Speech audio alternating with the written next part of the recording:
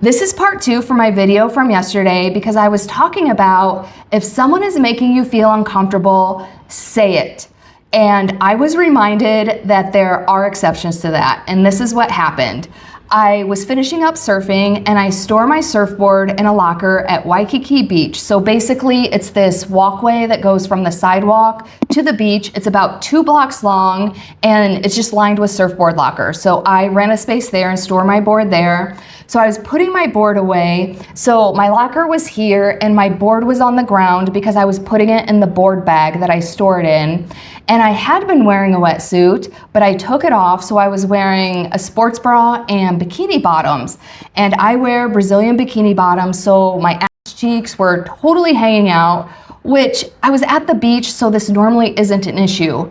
But what happened was this man came and sat directly between, in this 4-foot space between my locker, which I had my bag there, so it was very clear that that's where I was headed with my board, between my locker and me.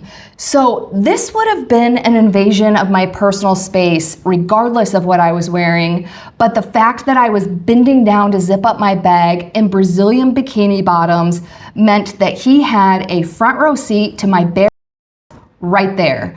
And it was so uncomfortable. So the Chicago in me flipped a switch and I was getting ready to open my mouth to be like, you get the away from me.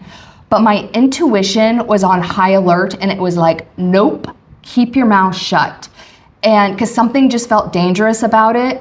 And my entire point of both of these videos is that your emotional and physical safety should always be your #1 priority. So in my last video, my point was like, your emotional safety is your priority. So speak up if someone is making you uncomfortable. But in this situation, it felt like that would have put me in physical danger, because when I was reflecting on it afterward, I'm like, if this dude is crazy and bold enough to sit right there, if I would have reacted like that, he was crazy and bold enough to do almost anything. So it was too much of a wild card for my physical safety. So I kept my mouth shut and just wrapped things up and got the hell out of there. Oh, and he did like try to talk to me a few times.